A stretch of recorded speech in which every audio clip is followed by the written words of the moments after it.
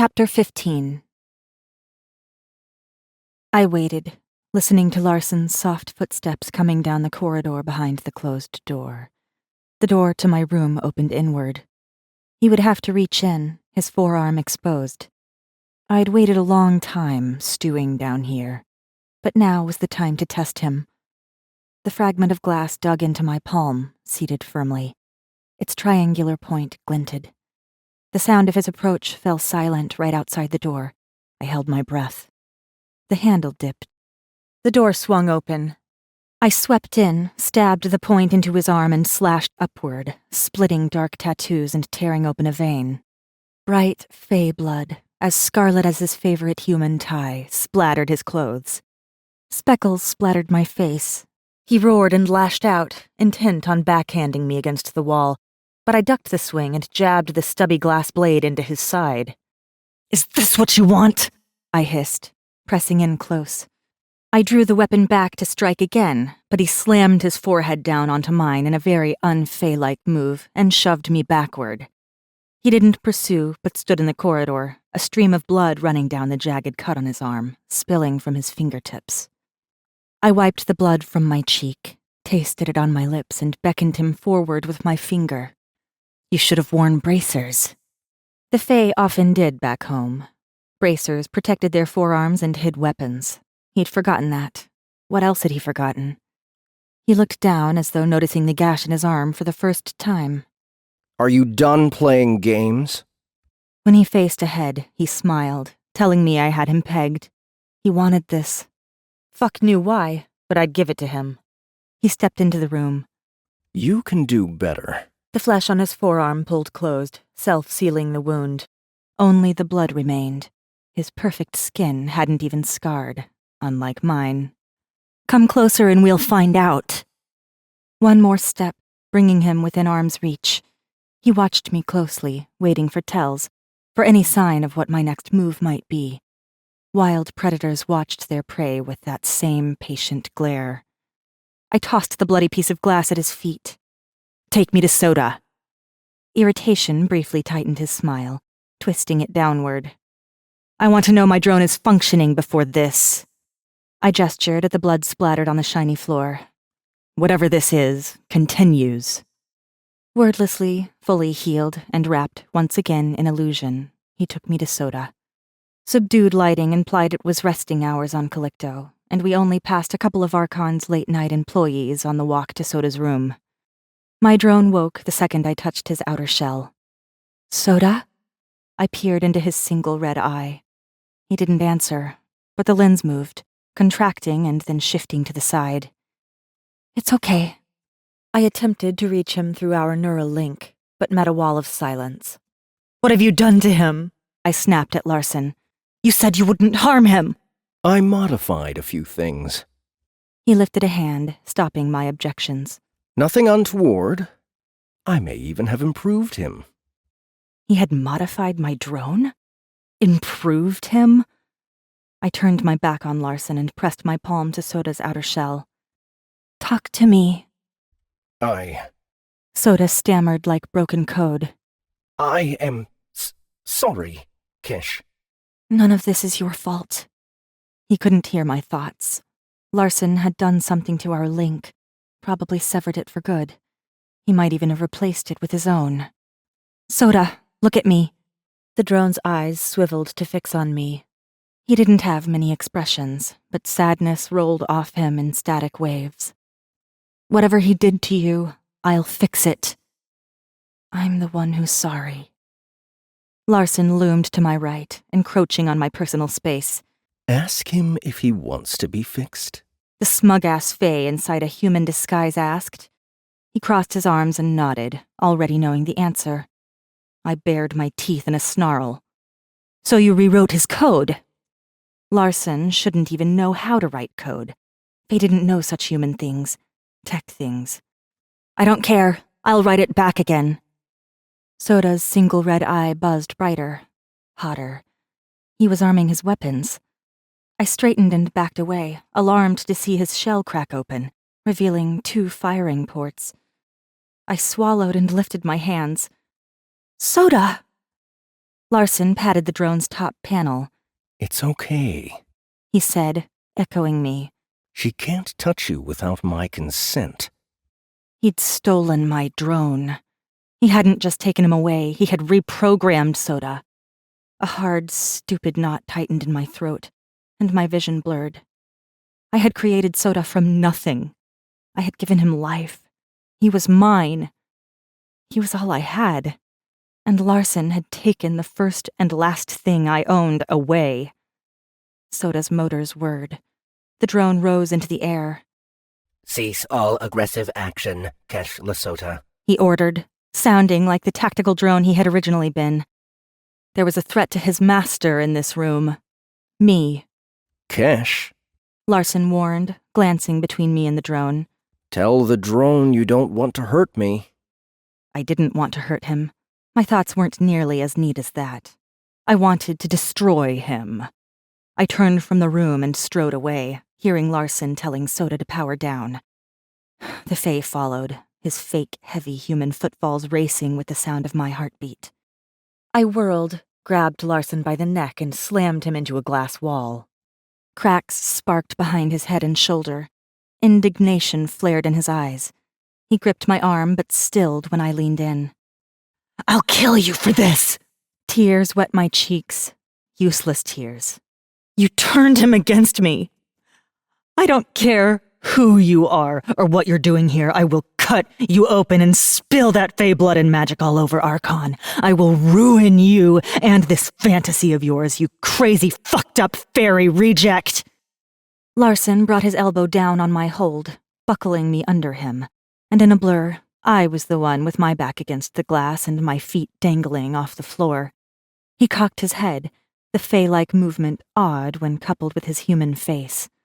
Parting his lips, he ran his tongue across his pearly teeth. You've been a ghost for so long, I wondered if the Wraithmaker was even in there. I see her now. He drew closer, so close his lemony scent filled my head and his Fae gaze burned through his illusion. And I see the fire our queen so admired. More tears fell. I hated them. I hated him. I hated everything. I hated that just the mention of the queen twisted my insides into knots. Kesh? The marshal's voice broke through my thoughts. Kesh, can you hear me? The comms tickled. Larson's gaze shifted from intrigue to suspicion. He moved in closer, his cheek against mine. Had he heard Kali too? I couldn't let Larson discover the marshal. I needed Kali on the outside of all this. I needed his help. Larson's cool breath brushed my cheek. I turned my head toward him, my lips brushing the corner of his mouth. "I will ruin you," I promised, and then swept my tongue across his lower lip, tasting where I'd wanted to since I'd seen him drink the water. His entire body tensed, but his grip on my neck softened, lowering me to my feet. His mouth followed mine, wanting more, but not daring to commit. What he was doing, desiring a Saru, went against his upbringing, his life, his rules. He likely hated me too. I teased my mouth over his, tentatively asking, seeking. I imagined it was Kali's smart mouth I provoked. Imagined it was the marshal's firm hand resting on my hip and easing higher. Larson released my throat and drove his hand into my hair, holding me rigid as his mouth smothered mine. The kiss turned brutal and hungry, as though Larson were starving. I dragged my hand down his waist and around his back, finding the corded tension there. I pulled him close, feeling every stuttering breath, every tight shift, every hard inch of him. I hated him, hated everything about this, hated how I arched closer and how every inch of my skin sparked alive where his hand rode up under my top. Hated how I sounded, snatching at breaths the same way my hands snatched at his clothes. I ran my palm up his waist, watching his human illusions spin apart and the Fae become real. He shouldn't feel so good.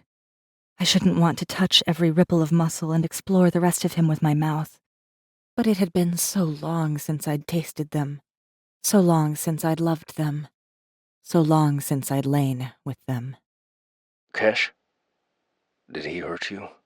The scorching lust faltered at the sound of Khalil's voice. The madness waned. I pulled my hands back, closing them into fists, and turned my head to the side, shutting Larson down. A woman stood at the end of the hallway, stacks of used cups in her arms. She gaped at the glorious black-haired fae from thousand-year-old legends pressing me up against the wall. Larson's hand brushed my thigh, just a small, hapless touch, but it ignited an aching desire. A groan escaped me as I imagined that hand roaming inward. I didn't want to want this. He didn't want to want this. "Oh!" the woman squeaked. Larson's touch vanished. He stepped back and threw out a hand. His magic flared and the poor woman's entire body fell limp, her eyes glassy like a doll propped up by an invisible hand. She dropped her cups. They exploded across the floor into hundreds of jagged pieces. He frowned at the interruption. It was a lazy look, the kind of dismissive expression I had seen on countless fae as they regarded their Saru slaves, considering their fate. "Don't kill her. She didn't need to die. Nobody would believe what she had seen. Glamour her, make her dream, spin an illusion. You have the power. She doesn't need to die." An otherworldly heat burned in his eyes, the same heat I'd seen in so many of them. He had the power to make the woman dance, make her love, or make her die. I stepped in front of him and heard the woman collapse behind me. His hold on her snapped. His gaze dropped to mine, and that heat set me ablaze. "Spare her," I whispered. Whoever this fae was, whatever his past held, there was one way I could placate him. I closed my right hand into a fist, as generations upon generations of Saru had done, touched it to my chest over my heart, and dropped to one knee. "Please." His head tipped, eyes narrowing. He leaned closer, seeking something deeper inside my gaze. The intensity of his glare reminded me that, in his world, I was a lesser thing. I was human, a creature made for the fae and their whims. Long ago, long before legends, they had given us the gift of life. Without the fae, my species wouldn't exist. I bowed my head, exposing my neck. Traditionally, the pose invited a blade to end my life, but it meant more than that now. I was bowing to him, subjugating myself, acknowledging his status above me. After every battle, trembling and covered in blood, I had bowed to them, again and again and again. That woman's life was my battle now. He moved around me. I snuck a glance and saw him crouch beside the fallen woman. At his touch, she stirred but didn't wake. He turned his head and caught me watching. What he was doing was no minor illusion. Whoever he wasn't just another fae. He had the power to make people and worlds bend to his will. I touched the comms tucked safely in my pocket. I had to tell Khalil everything. Chapter 16. My basement was wrapped in illusion. I'd suspected as much, but now that I knew what he was capable of, I also knew he could make me see and believe almost anything. Bizarrely, the collar nullified both my magic and the worst of his.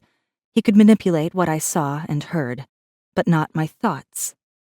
Suddenly, I was in no hurry for him to remove the collar. After he'd set the woman at her desk and given her dreams of fantastical things, Larson had escorted me back to the basement, his stern fae face rigid, his body perfectly controlled. He shut me inside without meeting my eye and left. I waited a few minutes and then reapplied the comms and set about walking the corridors, speaking Khalil's name, hoping there was one spot where the signal would get through. I had assumed I was below Archon, but I could have been on the top floor. I might not even have been in Archon. That worked in my favor. I'd assumed the comms would never work and given up trying. Now I had hope. Kesh! Khalil said. The signal cracked, but I'd heard him. I pressed my hands to the walls of one of the nondescript rooms and bowed my head, hoping the signal held. Khalil? Please hold. Please be there. Yes, Kesh. Relief flooded through me. I hadn't realized how much I'd needed this to work.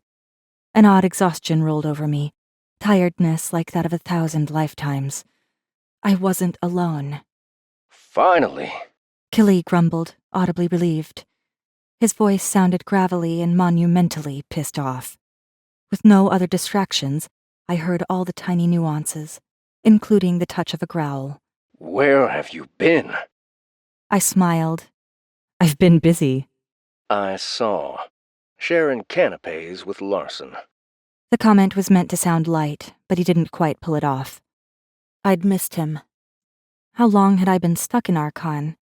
Hearing him now, it seemed like forever. I wanted to see his secret smile when he believed I wasn't looking, or when he thought he knew something I didn't. I wanted to rouse that beast in him and study its movements. It was irrational, this want, but I needed it to cling on to, like hope. Hope was always irrational, wasn't it? Kesh? Yes, I'm still here. I was just thinking. It's about time you started. I closed my eyes and imagined the marshal here with me. In my head, he stood behind me, half smiling like he knew I would come around to his thinking eventually. I'd been so alone. I hated how I ached for company. A fault left over from Fairy. This is so much worse than we thought, I said softly. What if Larson knew I was talking with Kali? It didn't matter. I needed this, or else I would lose my mind in this maze of illusions. He's insane, but in a way that makes him dangerous. And he knows, Kali. He knows who I am. A pause.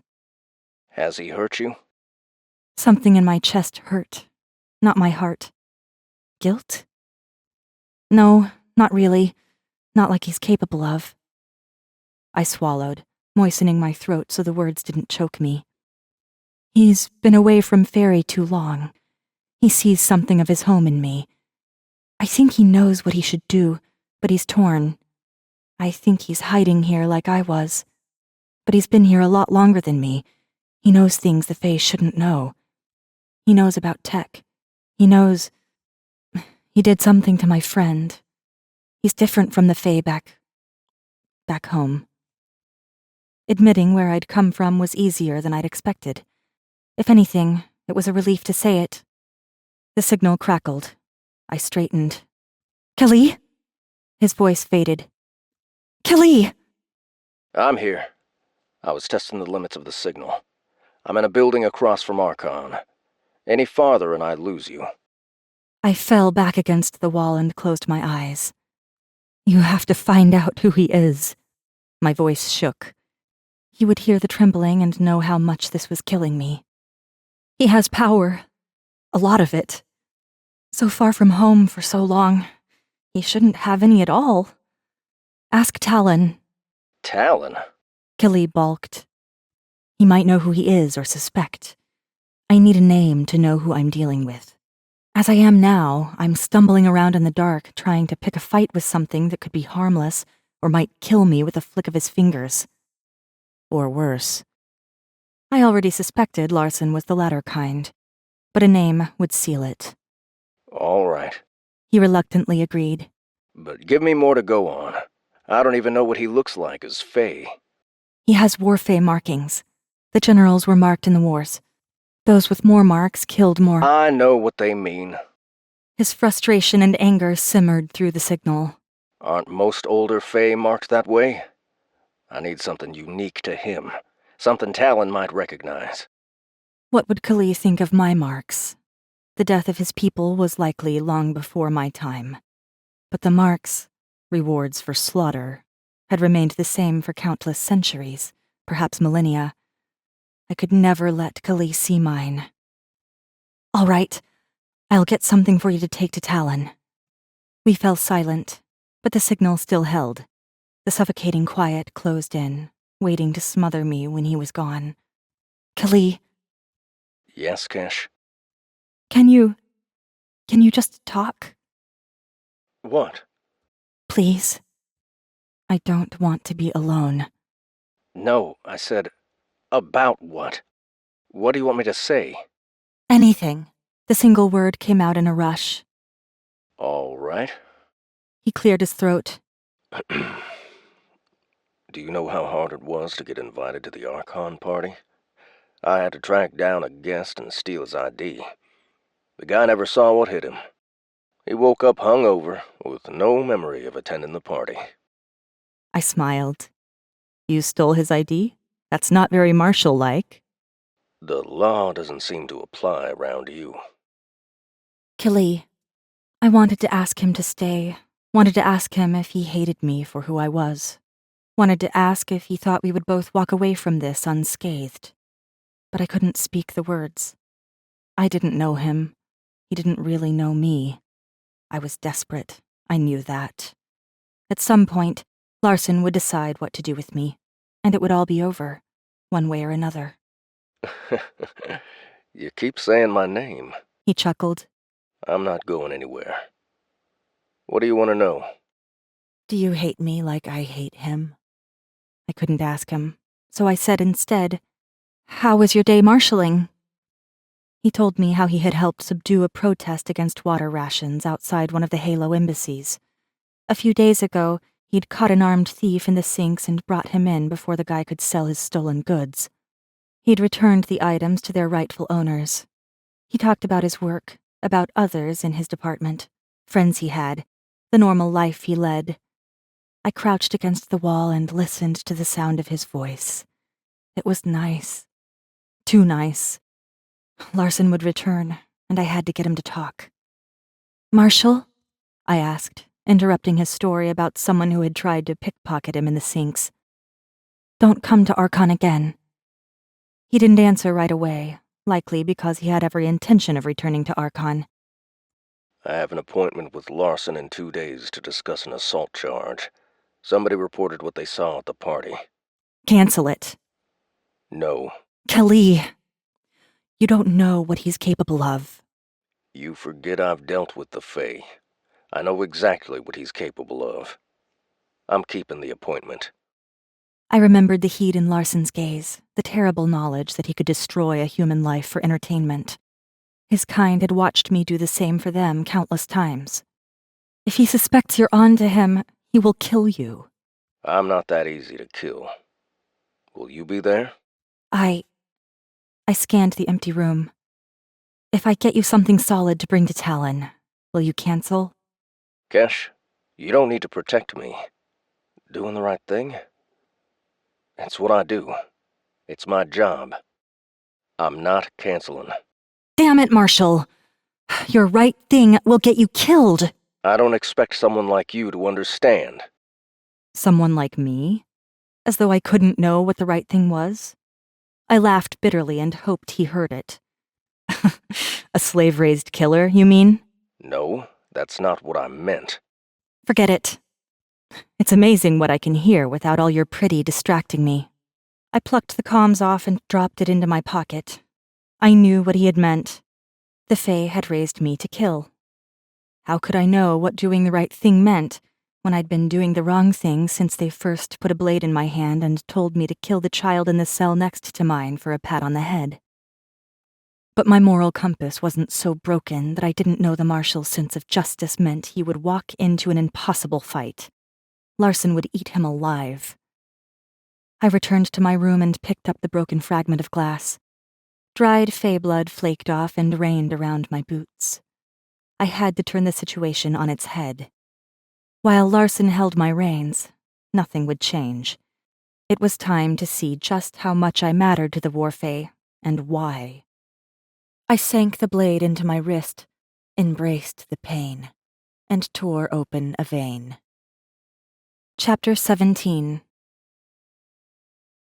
Blood loss made the world spin, or maybe it was magic, because everything around me was soft and bright and smelled fresh and too wonderful to be real. No, wait. That was magic. His. I lifted a hand and tried to rub the fog from my eyes. Larson was here, leaning against a table, upright and rigid like a blade forged in Fairy's deepest fires and sheathed in leather. Complete with wrist bracers, I noticed, as my eyes cleared. For the first time, I took the time to admire the points of his ears peeking out from his waterfall of black hair. The tight braids were gone. His hair hung loose over one shoulder.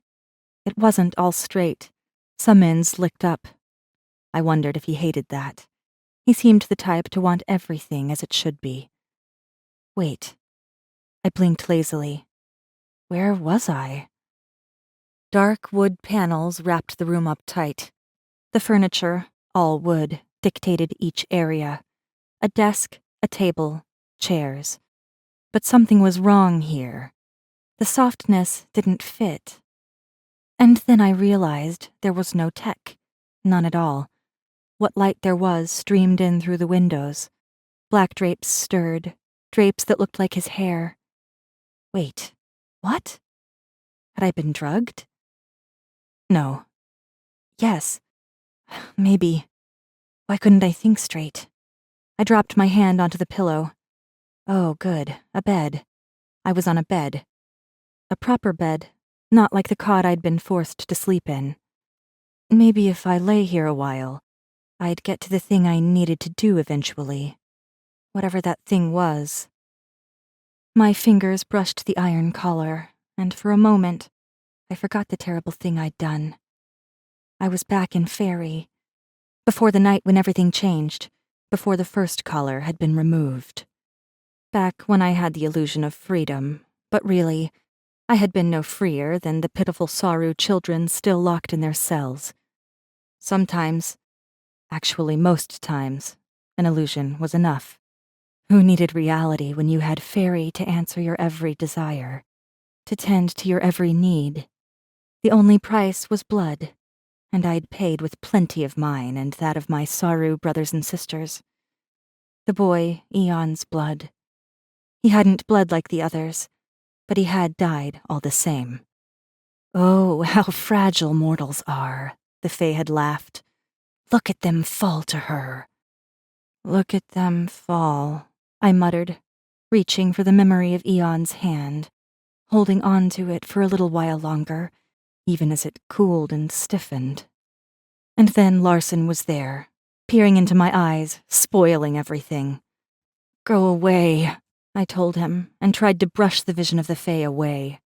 One of his perfect eyebrows arched. That was a foolish thing you did. Killing the Queen? I wondered.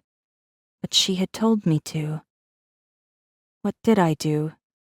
What was I supposed to do? Something soon. Heat throbbed up my arm. I clawed at the bandage. Leave it. Larson's voice ordered, distant now as he moved away. I looked for him and found him walking away, and damn if he didn't know how fine he looked while just walking. I'd seen them fight. I'd fought ones like him. There wasn't an inch on that body that didn't have a purpose. He could run like the wind, and then stop and turn and cut his enemies down before they could draw breath to beg for mercy. They killed mercilessly. I had always admired that, always aspired to it. I'm a bad person. I blinked at the ceiling, my thoughts coming back to me. My arm. I'd cut myself, and here it had brought me, inside what had to be his personal chambers. Here I would discover things about him. Here he would have secrets. Secrets I would tell Kali, who would tell the imprisoned Talon. And we'd know for sure who our insane Fae was. Though I suspected, didn't I? I knew. I turned my head. Metal rattled. My fingers traced a line of iron links. I didn't need to look to know my triumph had been short-lived. Well, this is degrading, I mumbled. It is what it is. He dismissed. Chain links dangled from my collar and trailed to where the chain connected to a latch in the wall. I tried to summon rage, but couldn't. He was right. It was what it was. And it was nothing I hadn't dealt with before. Not since I was a naughty Saru child tinkering with tech. I dropped my head back down and wished I hadn't when his citrusy scent tingled on my tongue. He slept in this bed. How nice for him. Unlatch me now and I'll kill you fast instead of slow when the time comes. Kill me with what? He smirked. Bad thoughts? A snarl bubbled up. Have I not earned the right to freedom? I bowed to you. I meant it. Worthless. He gestured. Humans lie. So you keep saying, and yet here you are, living among them. You've been here so long, pretending to be human for so long, that maybe you think you are one. I know what I am. An arrogant, selfish, sociopathic, narcissistic slewabate? He chuckled, and the sound did horribly wonderful things to the feminine part of my brain that seemed to be more and more in control around him. You really can be entertaining. Fuck you. Not exactly my most intelligent of replies, but I was losing my patience. You want me to entertain you? Unchain me. His smirk grew, and so did my hatred. I will, He said. when I can trust you. I wondered where my coat was. The comms, my only method of reaching Kali, would be in the pocket. At least Larson hadn't undressed me. I lay, fully clothed, on top of his sheets. 5 years of freedom, a lifetime of killing, and I was reduced to a plaything tied to a bed. Twisting on my side, I propped my head up on a hand. Am I your pet, then? His lips twitched and his eyes sparkled. Perhaps. No, that wasn't it. This wasn't a sexual thing. A challenge? To yourself? He wet his lips and looked down. Yes, something in those words rang true. You want to see if you can resist the fairy in me? He looked up, his smile still dancing in the corner of his mouth. No, not that then. I touched my collar. This is for you as well as me, right? He didn't want to make it easy for himself. The collar stopped him from turning me into a mindless human puppet, so he wanted me coherent. He wanted me to fight. I had seen evidence of that already. You're curious. Yes, his eyes focused, unblinking. Your queen adored me. Your people adored me. They cheered my name. Wraithmaker. I drew out my name, giving it dramatic emphasis. But you weren't there. You don't understand. But you want to. You've missed so much by being here. Sacrificed so much. Yes. His smile faded, and a new intensity settled on his face. What did they see in me? What did Mab see in me? Why did you do it? He asked. I knew what he meant. They all wanted to know why I'd killed their queen. Because I am Saru, and no matter how high up you lift me, I will always be Saru. Because you taught me to slaughter. Because it's all I'm good at. Because I was so close to her that it was almost too easy. No. He came forward and stopped a stride away from the bed. Lies. But I will find out the truth. I narrowed my eyes at him. Give me my whip. Unchain me, and I'll tell you the truth. He dismissed my request with a dry laugh and headed for the door. I will unchain you, Saru. When I am ready. He shut the door behind him. I tugged on the chain, knowing it was useless. I got my fingers under the collar and pulled, but it didn't give. All right, so this wasn't necessarily bad. As the chain only allowed me a few steps from the bed, I sat on the edge and diligently studied my surroundings. There had to be something here that would tell me more about Larson. Books sat snugly on wooden shelves. The last time I had seen a book with paper pages, it had been on Fairy. Only the Fae had access to enough wood to be so frivolous as to paint paper pages with words. The spines of Larson's books were all marked with swirling Fae text. He must have either smuggled them into Halow or bought them at an underground auction. The sale of Fae goods had been outlawed centuries ago, but someone like Larson would have connections. Unusual pieces were scattered around the room. A lamp that looked as though it had been grown, not made, and even the rug had a suspiciously natural appearance, like living grass. If anyone ever had any doubt about Larson's identity, it was all here, in this room. All I had to do was find a key piece of evidence that would reveal his true identity. He left me long enough for the wound beneath the bandage to start itching and my bladder to ache. I was dozing when he strode in. His human illusion rippled carelessly off him before the door swung closed. He crossed the room, heading straight for his desk. Pressing his palms to the desktop, he bowed his head and sighed. His shoulders trembled. I'd been about to demand that he release me so I could at least relieve myself. But now I stayed silent and watched his struggle. After a few moments, he lifted his head, breathed in and held that breath. Something had shaken him. If I knew what that thing was, I might have a weapon to use. He moved around his desk and melted into the chair behind it. His glare flicked up and widened at the sight of me. He'd forgotten he wasn't alone.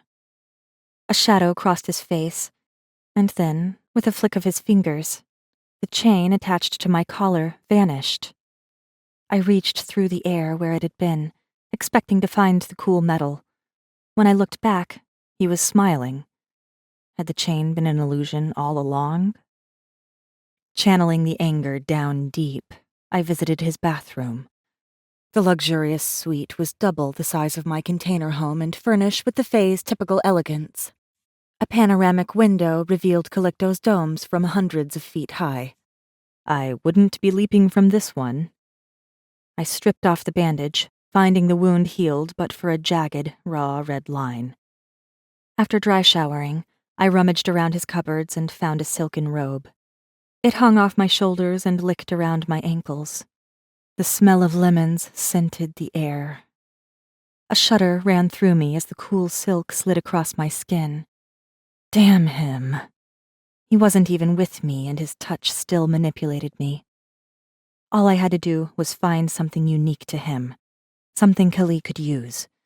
Once we had a name, I would know for certain what I needed to do. My hand lingered on the door handle. There was a way. In his current state, he was vulnerable and alone. He had already revealed an attraction to the forbidden fruit that was me. Fighting I could do, but seducing? That had never been in my skill set. All Fae were masters of desire. Humans were, and always would be, their pets. The way I was around him, it wasn't something I could consciously control. Something in human DNA sought the attention of the Fae. Master, slave. It was written into our programming from the time they first seeded humanity on Earth. And I was Saru, born into their service. I'd fought for their appraisal, killed for their adoration, and risen in their ranks. But all that meant was I'd worn all the right clothes, opened all the right veins, and said all the right things while I bowed low. I wasn't sure I had it in me to manipulate Larson sexually, but he sure had it in him to manipulate me. I was a fly pretending to be the spider, and all I had to capture him with was his own web of lies. I breathed in, steeled my iron-like Saru heart and soul, and opened the door. He hadn't moved from the chair. With his head resting back and his eyes closed, I wondered if he was sleeping, but he couldn't be. He would never let his guard down around me. Tell me about her, He said, his voice sudden and clear. Not sleeping, just resting his eyes. He kept them closed, dark lashes resting against his smooth skin. He meant the Queen. If I told him, if we found some common ground, he might open up. She was kind. His lips tightened, and I added, until she wasn't. His chest slowly rose and fell, the leather straps breathing with him. Tantalizing glimpses of his warfae marks peeked out from under his collar. It was too easy, too enticing to imagine sliding those buckles open. But if I uncovered the extent of his markings, I'd know how high in the ranks he had risen, and I'd know the kind of Fae I was dealing with. Were his marks from the wars, from killing humans, or from slaughtering the likes of Kali's people? I wanted, needed to know. Most believed her fair, I ran my finger along the edge of his desk, marveling at its warm, glossy polish. So very different from the metal and glass found in the rest of Calicto and most of Halow. She was, according to Fey law. She was the law, He said, his tone mild and unreadable. I looked up. His eyes were still closed. Had he known Mab? He opened his eyes and blinked, but a glassy sheen remained. Dark pupils expanded, soaking up the colors of his irises. I had only ever seen him utterly focused. Now he looked at me as though he didn't quite see me. When was the last time you saw her? I skimmed my fingers along the desktop as I moved around to his side. He watched with the lazy appreciation of someone lost in thought. Long ago. He pulled his gaze away and whispered, She told me the war would end soon. He rubbed his fingers over the bridge of his nose and massaged above his eyes. This pain? It will end. Soon. Some days are worse than others. A small laugh escaped him. Not that there are ever days or nights, just endless false light. The air here is thin, cycled through 1,000,000 bodies 1,000 times a day. The food tastes like ash. And I am... He swallowed. I am... He cut himself off and tossed a careless smile my way. But I have you, her killer. The glassiness washed away. I am unsure whether I should hate you, as you hate me, or... His focus softened and roamed over me, snagging where the gown had slipped, exposing fragments of the marks climbing my thighs. You have killed more of your kind than many Fey soldiers. Do you think that makes you worth more than them? He asked with a smile, but this time it was the dangerous one, a prelude to an attack. My pulse raced, chest tight. Mab did. He reached out and flicked my gown open, exposing my leg below the knee and the patterns inked into my skin. Goosebumps scattered across my flesh. He saw and heard everything. Heard my heart race, felt my shivers. He read and absorbed all the signs of human desire. He touched my knee, settling his warm fingers over an elaborate, sweeping tattoo. Does your kind despise you as they should? His hand followed the mark higher, easing the gown back farther. I felt the beat of my heart everywhere, felt desire pulse low. If they knew, they would. The answer brightened his eyes. He leaned forward in the chair and chased the mark higher, across my thigh. Where the ink thickened, his touch became heavier. His hands weren't as smooth as I'd imagined. He had worked them once, likely around the hilt of a sword. He shifted to his feet, scooped his hands around my waist, and lifted me onto the table. My thoughts raced, panic battling with need. I planted my hands on either side of me to steady myself, keeping my touch off him despite the temptation. With his gaze fixed on mine, he eased my thighs open and pushed between them. Bowing his head, he brushed his cheek against mine and whispered, A monster among your kind, and a monster among ours. It must be a lonely life, Wraithmaker. Just words. Don't believe them. Don't let them in. But they did ease in through my defenses to toy with my heart. He was alone, like me. I didn't know why he had shut himself away or forced himself to live this life, but I understood the ache of loneliness. I touched the hard line of his jaw. A muscle fluttered beneath my fingers. From restraint or anger, I couldn't know, and the heat he summoned in my veins pulsed harder. He had been alone for longer than I'd been alive. Yes, I needed answers. Yes, I needed to know what was really happening inside Archon. But in that moment, he was the closest thing to Fairy I had experienced in 5 years. For him, I was the closest thing to the home he had been shut away from for a lifetime and more. I hated what they had done to me, but that only made this need more savage. I could own him back. He hated me, hated how I was human, how I'd killed his queen, but he needed me, just like I needed him. Slowly, methodically, he unwound the gown's belt, his breath brushing across the curve of my neck. I hooked my fingers into the buckles holding his jacket closed and flicked them open one at a time. When the garment hung loose, I pushed it back, relishing the muscular curve of his shoulders. He tore it free, tossed it away, and captured my face in his hands, a fresh madness sharpening his glare and his mouth. This wasn't about me. He wanted Fairy, but I'd do. I wanted answers and didn't care how I got them. I lunged in, sank my hand into his loose hair, twisted my fingers and yanked him into a kiss. He tasted wrong, like everything mothers warned their children about, like the old fairy tales. He tasted like sweet poison, the kind that would slay you slowly while you begged for more. His magic tainted the air, igniting my taste buds, and set my thoughts spinning. And I didn't care that he was about to drag me down into his fantasy, turning my reality inside out. It would be worth it. His mouth worked with mine, tongue taking, teeth nipping. He pushed and I pushed back. My grip in his hair tightened, reaping shudders from his body. His hands fell, one sweeping around my hip, the other falling to my neck where he paused. The collar. If he removed it, he would taste all of me. But I'd also be free and have my magic to hand. Do it, I silently demanded. Enslaved, this was nothing. But if he could take me while I was free and taste Fairy's magic in me?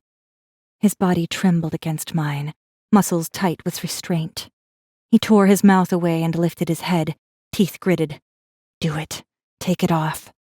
I rode my hands up his chest, lifting the shirt, revealing deep black ink. His marks interwove and danced and swirled like none I'd seen before.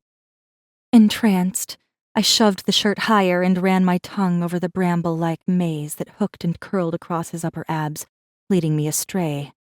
I would have continued, would have fallen into the trap of tasting him, if the scar hadn't caught my eye. The Fae didn't scar, but something had happened to him, something that had opened his chest right over his heart. Scar tissue distorted the flesh around the cut, and stitched down its middle, delicate metal threads glimmered. Tech! I froze. The thump-thump of his heart beat almost too loudly. Larson's touch fell away. He stepped back, putting space between us, instantly chilling my skin. He tugged his shirt down, covering the scar, and picked up his jacket. He stood still, holding the garment, his face turned away in shame. I wiped the sweet and salty taste of him from my mouth. He had tech stitched into his chest, holding an old wound together. Tech that should kill him, but somehow... He pressed his hand to his chest, his usually controlled face racked with pain. This was... He waved at me, my gown askew, lips and body flushed with heat. This is nothing. He wouldn't meet my eye. I can't afford this distraction. He pulled his jacket on and regarded the door across the room, his escape. But he didn't move, and I watched his expression crumble before he turned his back to me. Because out there wasn't an escape. This place was his sanctuary in an entire system that wanted him dead, had maybe tried to kill him from the inside out.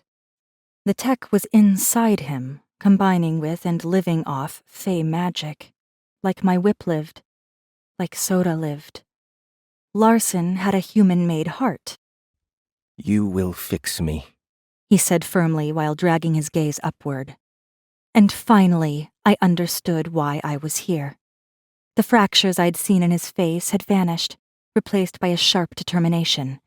You can fix this. You have her magic. Mab's magic. You create life where there is none. You weave magic and tech together. You're a tech whisperer. I am dying, and you will fix me, Wraithmaker. Mab sent you to fix me. She gave you her gift of magic. For me. You will serve your purpose. You will serve me as you served her. Remove the tech from around my heart. And if I don't? My voice trembled under the weight of what I'd seen. Then I'll turn Archon on itself and open the door to all of Faerie. He lifted his chin in defiance. I already knew Archon had complete control of Halow's security, including the barrier between our systems. He could cripple the entire Halow system at the touch of a button or the sweep of his hand. It was a miracle he hadn't already. How did this happen to you? I asked. Just agree, he snarled. Unless you don't want to save your people, unless you think opening the door will make the Fae forgive you. He paused, watching for my reaction. I didn't move. Didn't dare to. Whatever you want, whatever your dreams, I can make them real. When I didn't answer, he came forward.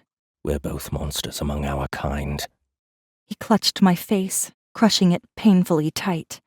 Don't you want all your sins to be forgiven and to be loved by Faerie once more? Chapter 18.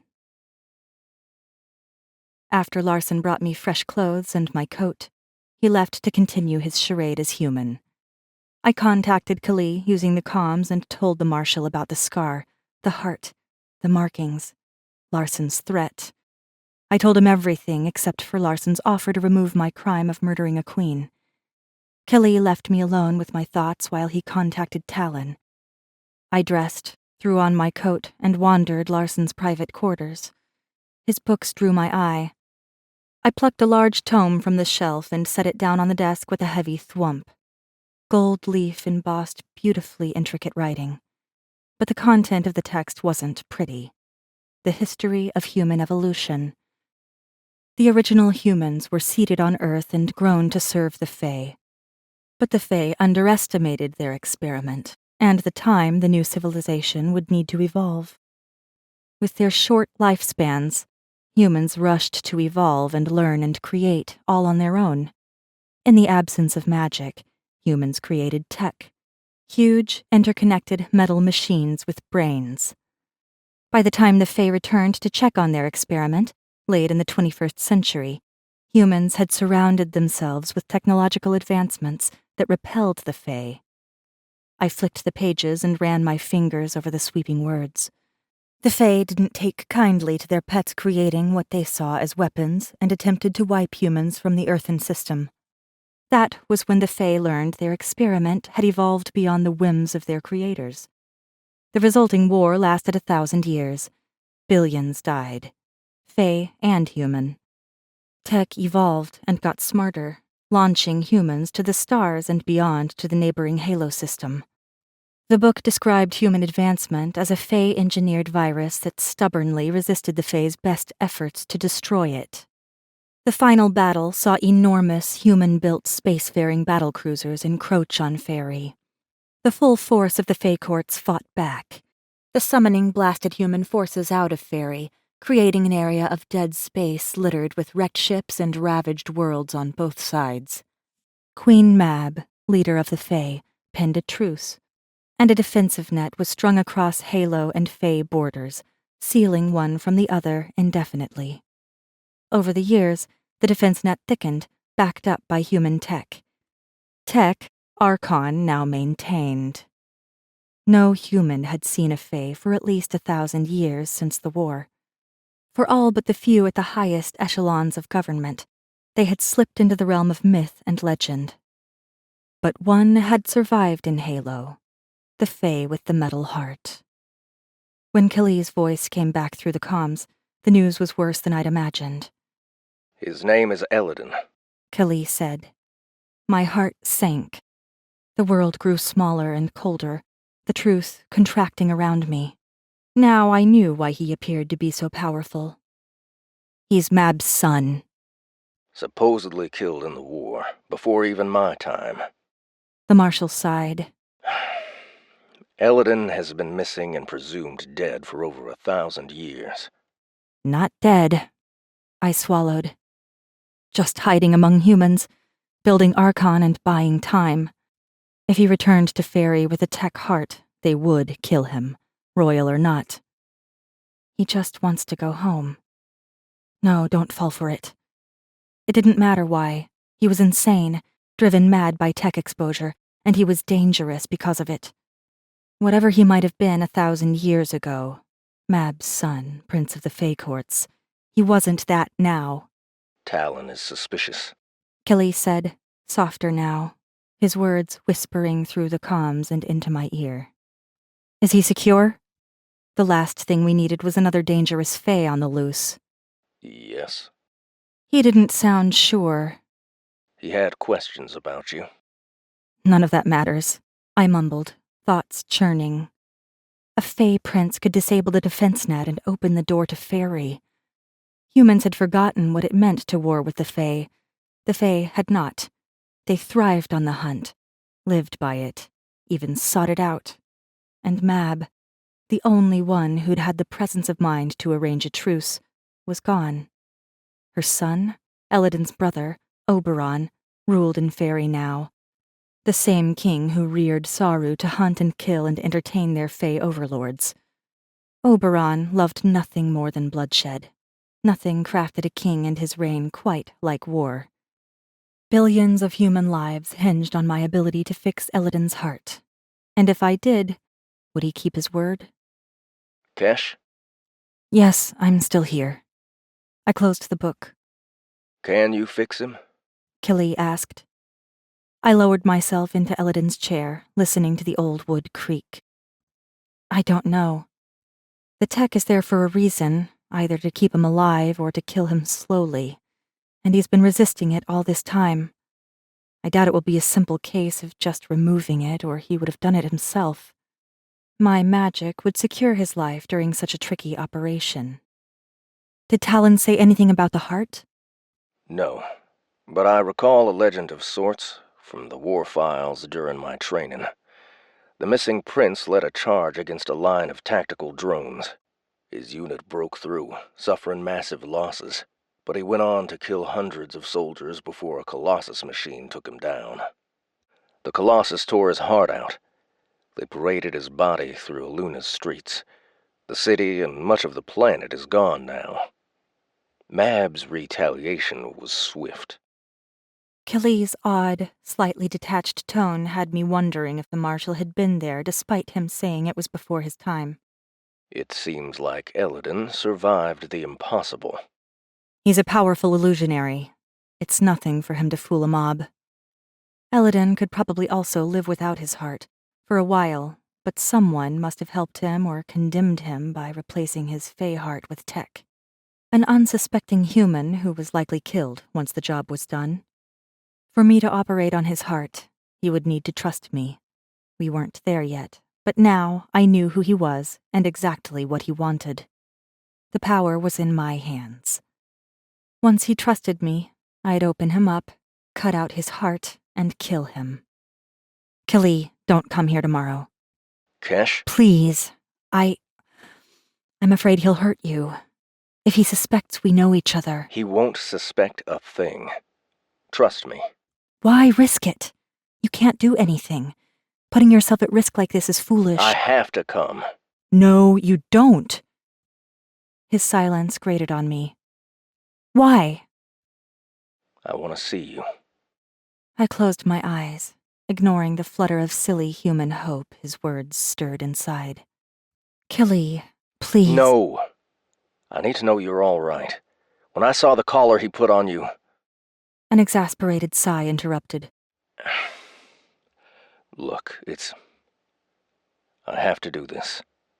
His kind killed everyone I knew. They took away my home, my family. They stole everything from me. I won't let him take you. I know what he is. I need to know you're alive. that you're real. That it's really Kesh I'm talking with. Do you understand? I am real. I'm not some trick. He's not screwing with you. Right now, he doesn't even know you exist. Stay away and stay secret.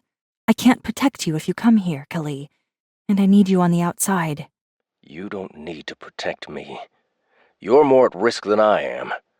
You killed his mother. I have to come. I'm not discussing it.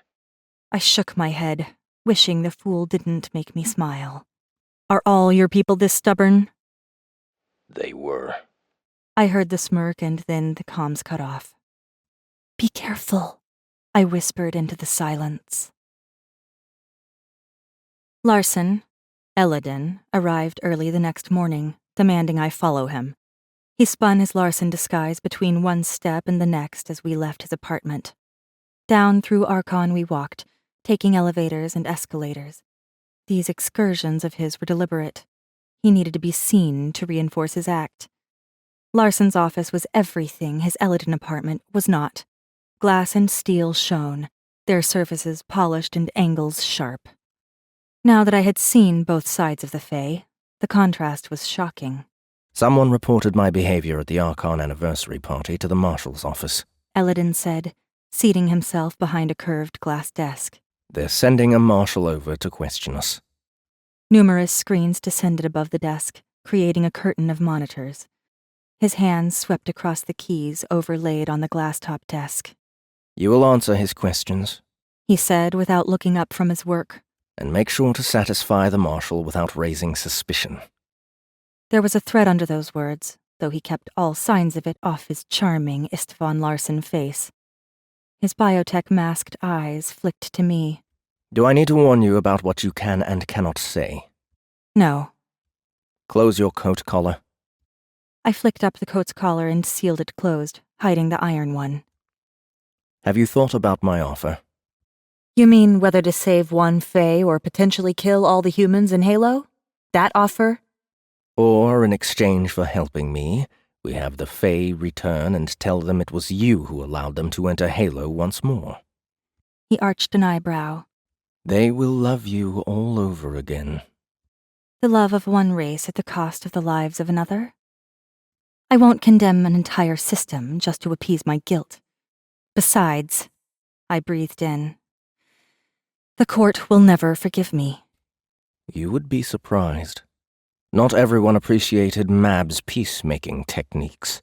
Some are likely relieved you removed the Queen and her treaty with her. Some, like Oberon. I watched him for any reactions to his brother's name, but his human expressions were too well schooled. He leaned back in the chair and peered through his screens at me. You have to admit, you killing Mab saved Oberon the trouble. Eladin's mask briefly slipped, and the full weight of his Fae glare rested on me. Searching for what? Frustrating, don't you think? He added. For the firstborn son, the next in line to the throne, to be in waiting forever. I returned his stare with a level one of my own. Oberon has waited a few thousand years. What is another few hundred to a Fae like him? He took the words, considered them, and returned to his work. A great many. Eladin would know a great deal about waiting. 1,000 years among his enemy. Did he even remember who he really was? What did that kind of stress do to a Fae mind? How many human lifetimes have you pretended to live? I asked, keeping my voice quiet, easing it around his illusionary armor. His hands stilled. He looked at me side on. Larson is just the latest. You've been here a long time. I wasn't supposed to know how long. His face softened as his thoughts wandered to the past. Did you come to know families? I asked, sensing a weakness. Were you ever invited to become part of one? Something new flared in his eyes. I wasn't sure what, especially with the biotech lenses dulling his fayness. But 1,000 years? How many human lives had he touched? There were times, he admitted. Had he come to love them like he used to make them love him? Had he ever fallen into his own trap? 1,000 years was a long time to be alone. What if I was looking at this all wrong? What if he hadn't let the Fae into Halow because he knew his kind would ravage what they found? What if he was protecting Halow?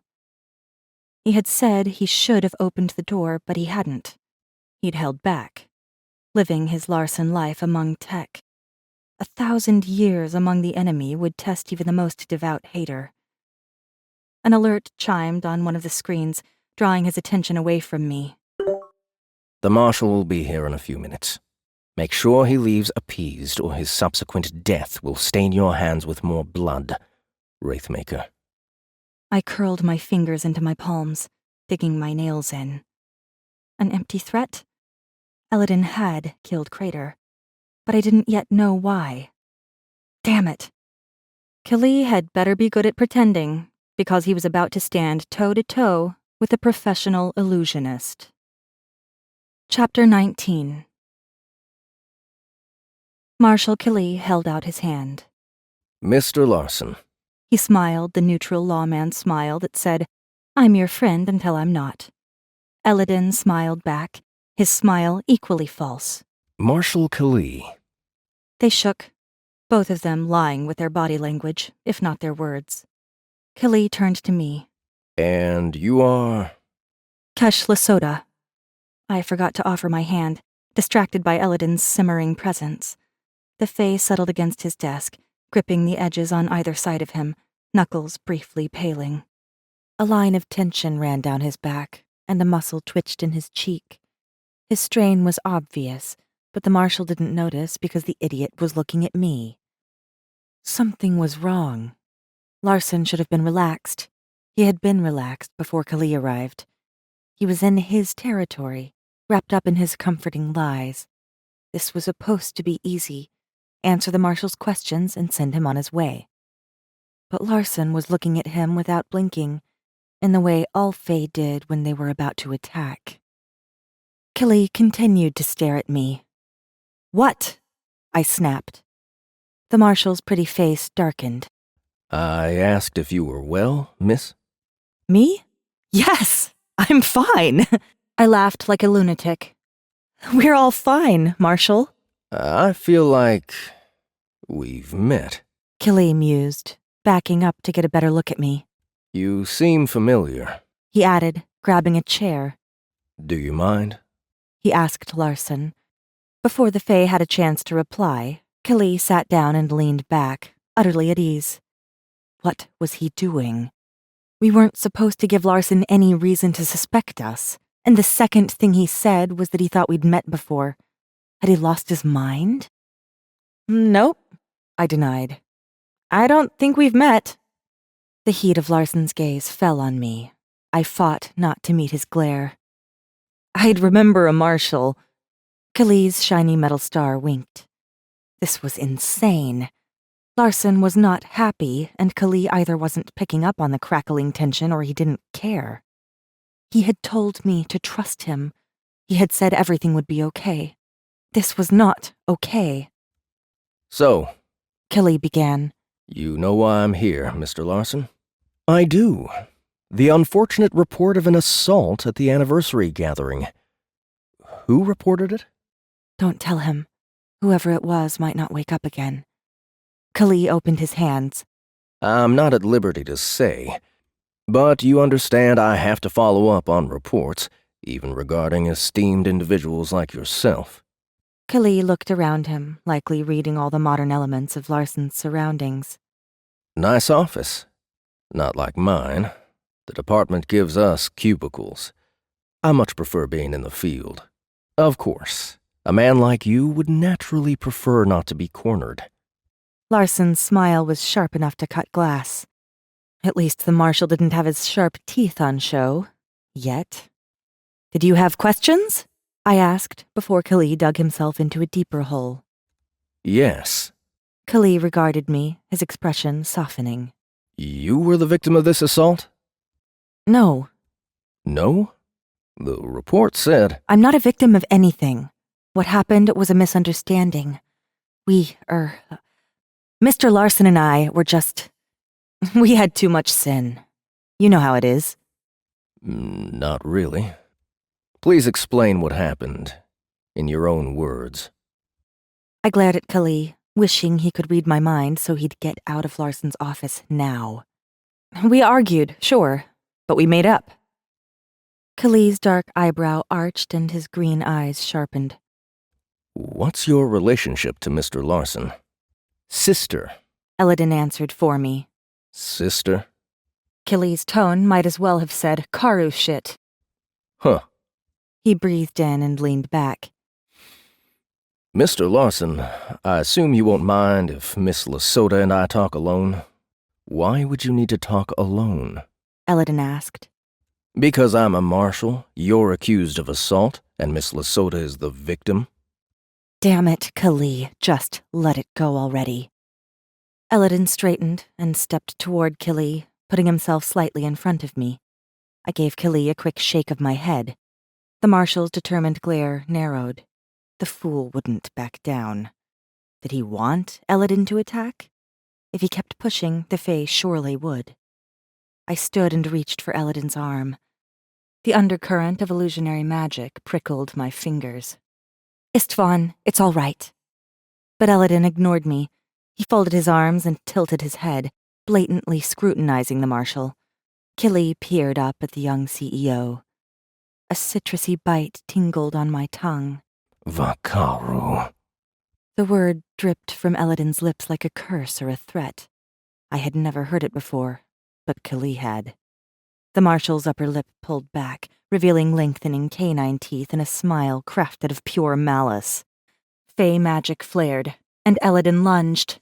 Kili, a blur, kicked off the floor, knocking his chair backward with inhuman speed. Elodin's hand clawed at the air where Kili had been sitting, and the marshal landed a punch to Elodin's cheek, nearly dropping the Fae to the floor. I stepped in. Kili! But he flung out a hand. Stay back, messenger! And sunk his hand into Elodin's hair, twisting him off the floor. The Fae's illusion collapsed, revealing the warfae in all his black-haired, leather-wrapped alien glory. A growl bubbled up from Elodin as he turned his head to fix the full weight of his glare on the marshal.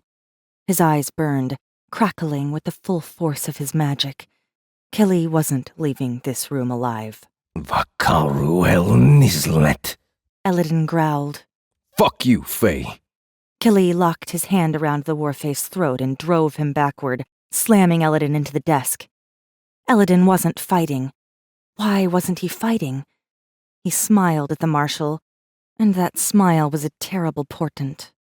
He was toying with Kili. I had to do something, but with no weapon and my magic contained, the pair of them grossly outmatched me. 5 black knives appeared in Kili's hand and punched into Elodin's chin. The Fae jerked his head back, yanking free. Not knives, claws. Citrus spritzed the air, so pungent it burned the back of my throat, and Kili launched away from Elodin, coat whirling. Air shimmered, Elodin's illusions coming to life and surrounding Kili. The lawman roared and turned away, shoulders heaving. Shudders racked him. Elodin straightened. He brushed a hand down his jacket, straightening it, and wiped his chin, smearing blood across his cheek. Interesting, he said, eyeing his spilled blood and then the shivering marshal. Do you know what he is? Elodin asked, addressing me. A fucking idiot. No. No, you shouldn't. We wiped his kind out long before the Saru were conceived. I wet my lips and swallowed, finding my throat dry. Kili stood rigid, his back to me, his long coat rippling, amplifying his trembling. What's wrong with him? Besides the obvious, I showed him something from his past, something he didn't want to see. Elodin said, blasé. He retrieved a towel from inside his desk drawer and wiped the blood from his chin and neck. Not a mark remained. I believed they were all dead.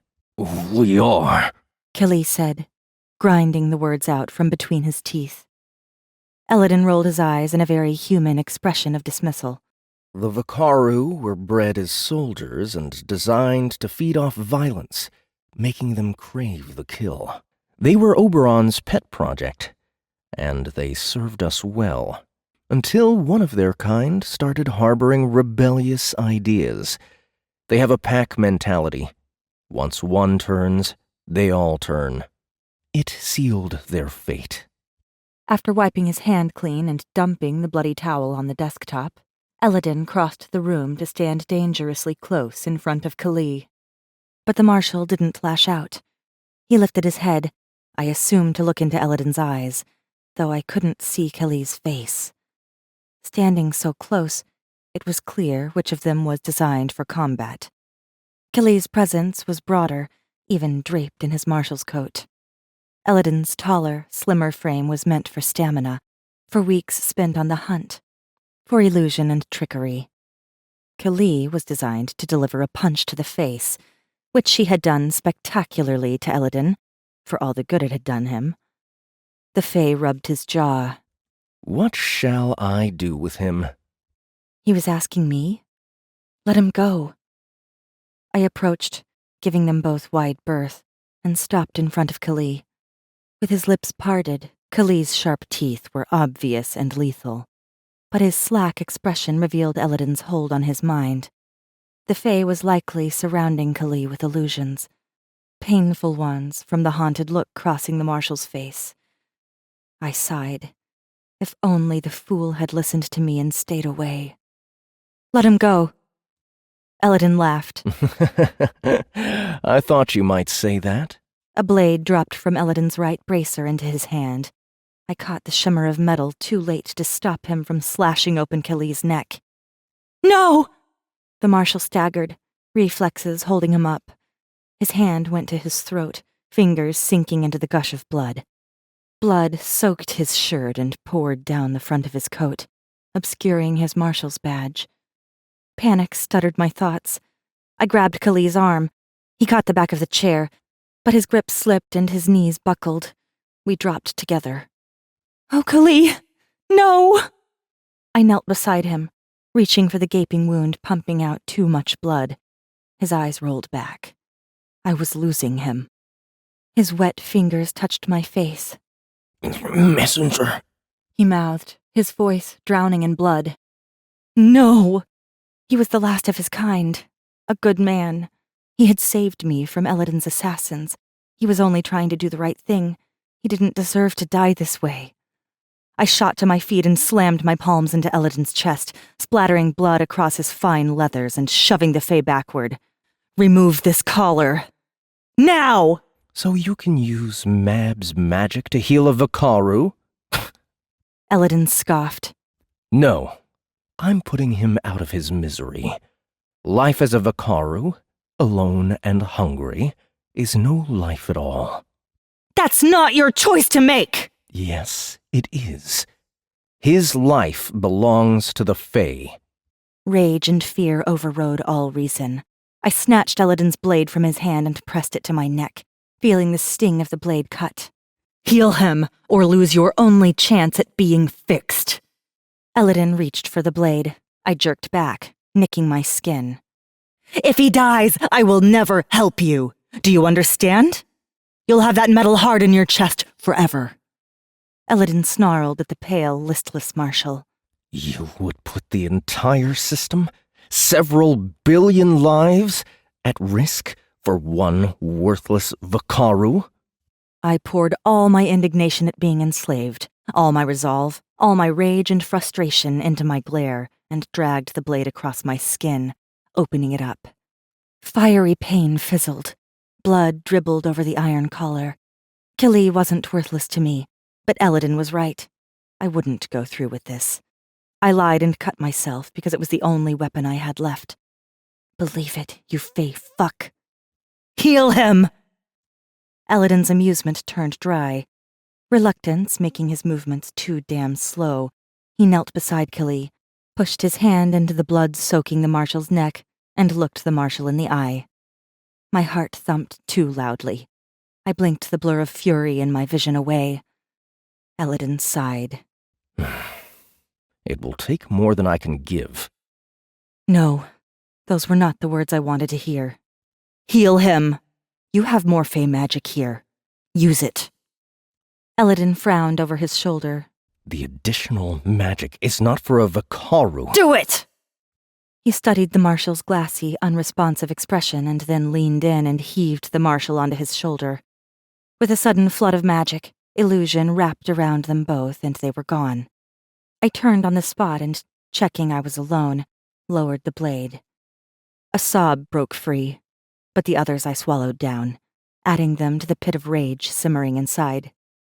I'd won that battle and Kali would live. Eladin wouldn't risk losing me. Not until he had the metal heart out of his chest.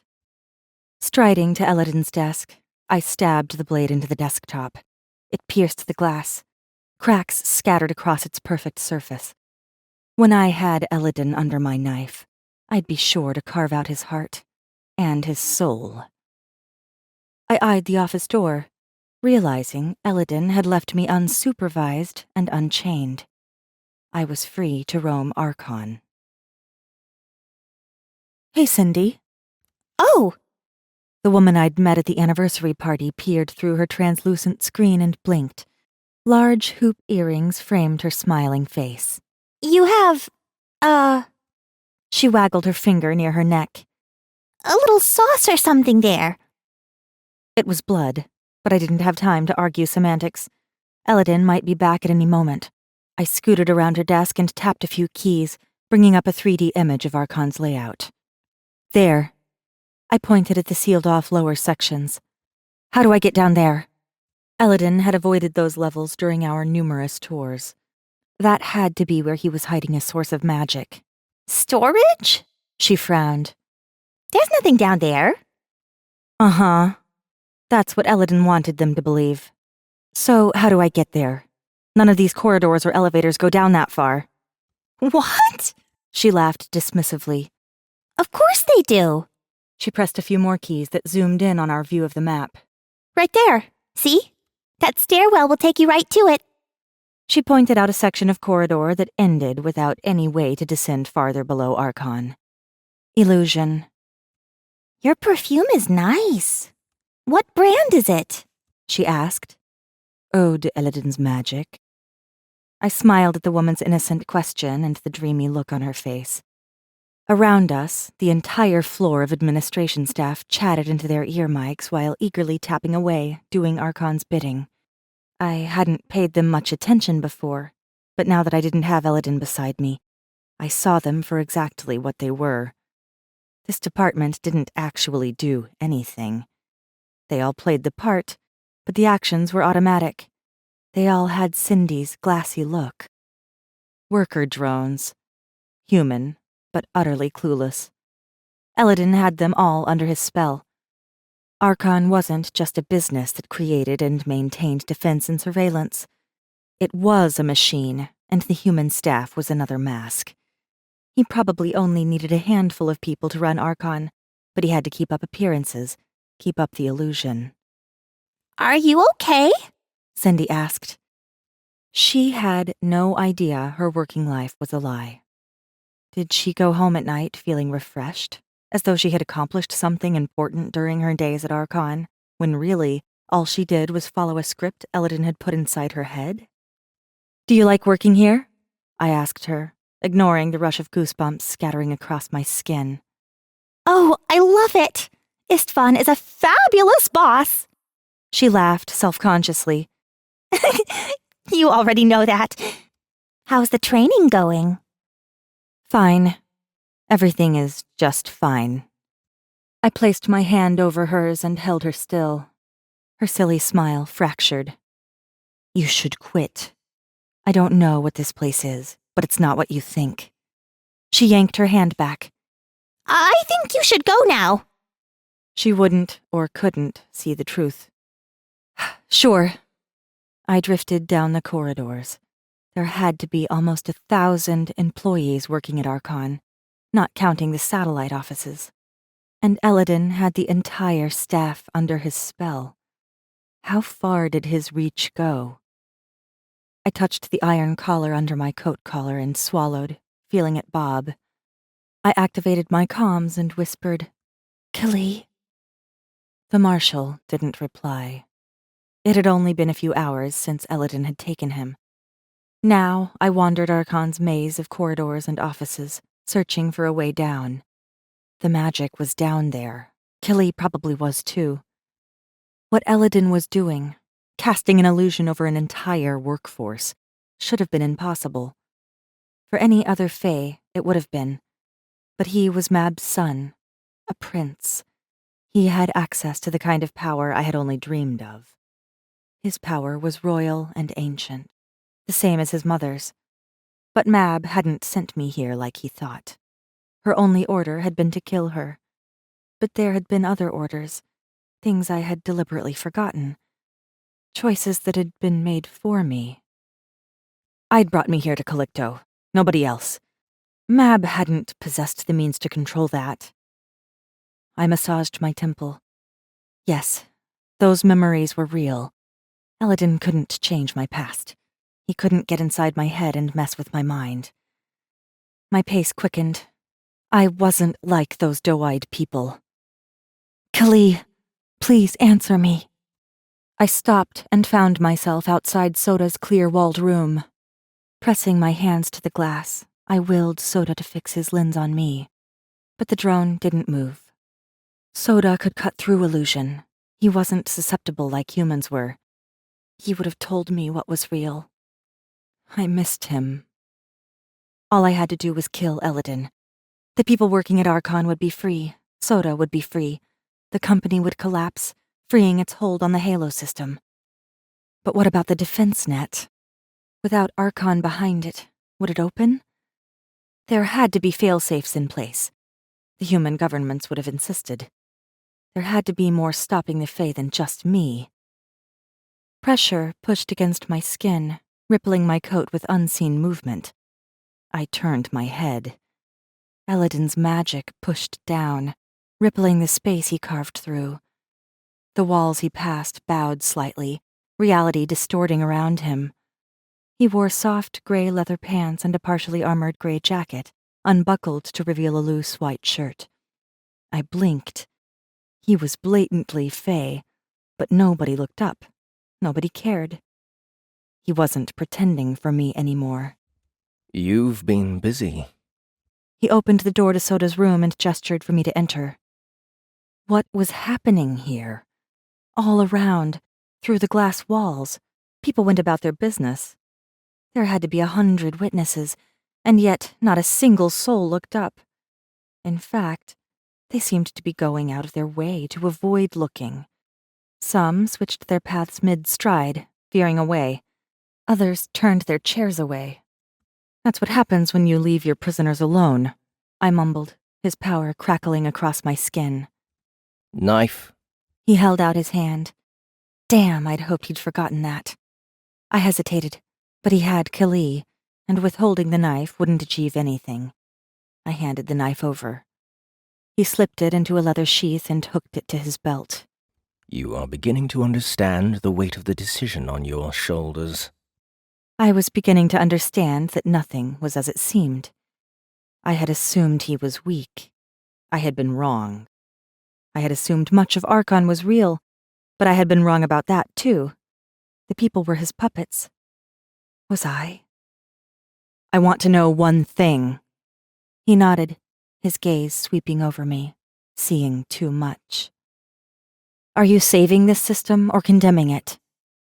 He lifted his chin. "You've had your hands on the defense net for years. Why haven't you let them in?" He sat on the edge of the steel table next to Soda. "You believe I care what happens to the people here?" "I think, over the years, you've learned to care. You didn't have much choice." Saying it out loud brought home exactly how insane it sounded. The Fae didn't care for humans. And a prince? He cared less than most. He laughed. The smooth, luscious sound tried to influence my mind and body. I swallowed, holding myself under control, feeling a terrible sense of foreboding pressing in. "Your human naivety is adorable. I thought they bred those ridiculous notions out of Saru." I clenched my hands. Something was wrong. The air was too tight, the magic too sweet. You can't breathe out compassion. No? I've heard the stories of you mercilessly slaughtering your kin. Where was your humanity then, Wraithmaker? I clenched my jaw until my teeth ached. I thought so. He replied, smug as always. You like the pretty idea of being human, but you are no more human than I am. You are Soru. It must have been easy to forget that while playing at being a messenger for... what was it? 5 years? A blink in a Fae lifetime? And you believe you understand me? You actually believe I feel something for humans? Clearly not, but at least I had my answer. His motives were purely selfish. So why the delay? He shrugged. It isn't the right time. What are you waiting for? You. Icy dread clamped around my heart. Me? But he couldn't have known I'd come to Calicto. He couldn't have planned for that. He had been in Halow 1,000 years. I was only 26. It wasn't possible. Unless... I reached for a chair as the world tipped, taking my memory of the Queen's murder with it. You knew I was going to kill Mab. You don't think she plucked you out of the arena to actually serve by her side? I had. I had strived to be the best. I had longed for them to notice me, and they had. She had warriors, 1,000 years old, trained in the art of battle. A Soru is nothing compared to them. I don't... Why would the Queen of Fairy pick a Soru as her personal guard? You're not stupid, Kesh. But you are blinded by your love for her and for Fairy. No. She had picked me because I was the best. I had killed all the others to prove I was like them. She had picked me to reward my devotion and the blood I'd spilled. She had loved me as I loved her. She had respected my advice and she had confided in me. She was mine and I was hers. I was hers. I would always be hers. She had told me so. I flinched, the memories turning jagged and sharp. I was hers. I would always be hers. I had made sure of that. You're lying. The words were weak, clutching at hope. He dipped his chin and peered through his lashes. You know I can't. But she gave me her magic. She said it was a gift. It was. For me. I gripped the back of the chair, all my strength draining away. But I'm the Wraithmaker, I whispered. I had earned my name, earned her respect. He touched my shoulder, suddenly beside me. I hadn't seen him move, and now he was so close, filling my view of everything. We gave you that name. We built you up. We made you what you are. From the moment the sorrow-breeding bitch squeezed you out, bawling into this world, you belonged to Fairy. Everything you know, everything you are, we gave to you. My mother, the Queen of Fairy, put you in her bed and gave you the blade to kill her. Why? I whispered, ignoring the cold tears that fell. How is it possible you came to be here, in this room with me, without all of Fairy knowing I still lived? It had to be you. Someone who wouldn't be noticed. A tech whisperer. A ghost. A nobody girl with a queen's magic tied around her heart. He pressed his hand to my chest and pulled. All at once, an integral part of me arched toward him. Power, mine, surged from my heart and poured outward into his hand. His lips parted, eyes widening. I couldn't move, couldn't breathe. Screams shattered my mind but never left my lips. Prince Eladin leaned in close. His mouth brushed mine, and his gaze burned. Your life was never about you. You are just the messenger, and you are here for me." More and more he pulled, draining the touch of the divine out of my veins. The Queen's love had filled me, made me into something, and now he was taking it all away, emptying me out and leaving me hollow. And I couldn't stop him. It was a lie. All of it. My entire life. I had always known, but it had been easier to dream of more, to make it mean something. Anything. His fingers brushed the collar. It clicked, fell open and clattered to the floor somewhere far away. "I've waited a long time for this," he whispered. My eyelids fluttered down as the last strings of Mab's gift left me. Her magic had been all that held me up. I collapsed into Elodin's arms. He stole permission and licked his tongue over the corner of my mouth. "They call me the Dreamweaver, little Sorrow. I will show you why." No, no, no, no. My vision fluttered, the edges of my world tearing apart. My heart stuttered, his hand still pressed close, still taking, still pulling more than just magic. He lightly brushed his fingertips down my face, closing my eyes. "Sleep. Dream. When you wake, the worlds will be better for having the Fae in them." He hadn't needed me, Kesh Lasota, at all. All he had wanted was my magic, his mother's magic. It would make him whole again, make him the prince she had lost so long ago. She had died to give me the gift that would bring him back to Fairy. He would be the prince who would herald a new age by poisoning Halow from the inside out, starting with Archon at the system's heart. As I fell into nothing and nowhere, I wondered if anything I had lived had been real. If I was just the messenger and I had served my purpose, what was left of me now? Part 2. Come away, O human child, to the waters and the wild, with a fairy hand in hand. For the world's more full of weeping than you can understand. W.B. Yeats. Old Earthen, 1892. Chapter 20. When dreams were layered one on top of another on top of another, reality became the nightmare. I lived 1,000 lives, loved 100 souls, and lost them all. With every day that passed, the dreams buried me deeper. I dreamed of carving out Elodin's heart. I dreamed of thrusting a sword through Mab's chest. I dreamed of a prince seated on a throne of bones. I dreamed of wishes and nightmares and all the things that mattered, until they didn't. I dreamed until there was nothing left to dream, until the fantasies had emptied out my mind, leaving it barren and ravaged. "Reach out to her. She's calling your name." "I can't."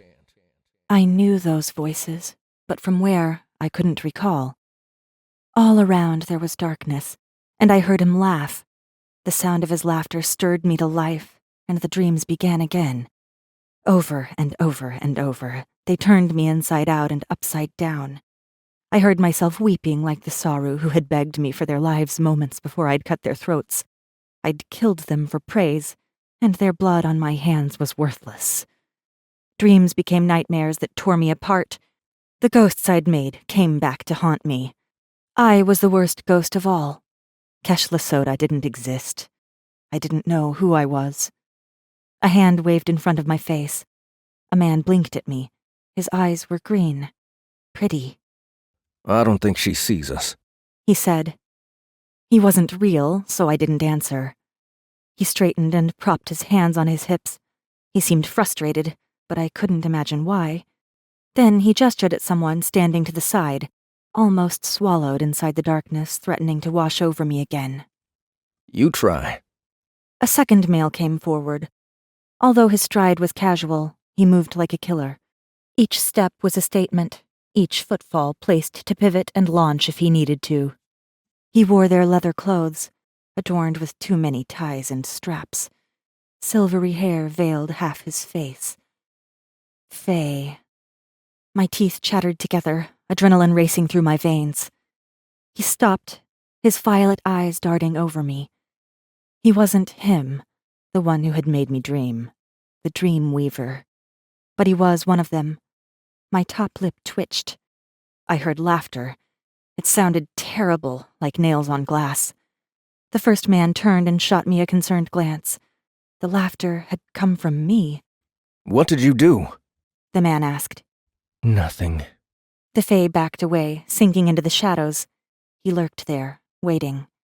I kept my eye on that one. Kesh? Kesh. Kesh? Kesh. There is no Kesh here. I giggled and lifted my hand, so pale and thin it didn't look like my hand. But it must be mine. I waved it. Yes, definitely mine. He had taken my hands from me. I couldn't remember when, but they were back now. This dream was confusing. Was I supposed to do something? And I knew these males, didn't I? Or were they dreams too? I think she sees us. The man ran his hand through his shaggy hair.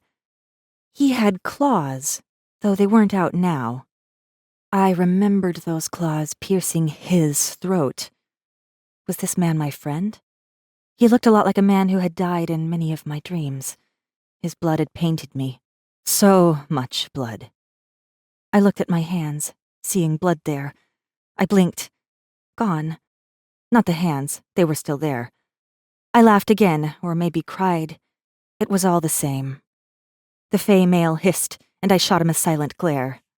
Maybe you should leave. The man suggested. Vakaru. That's right.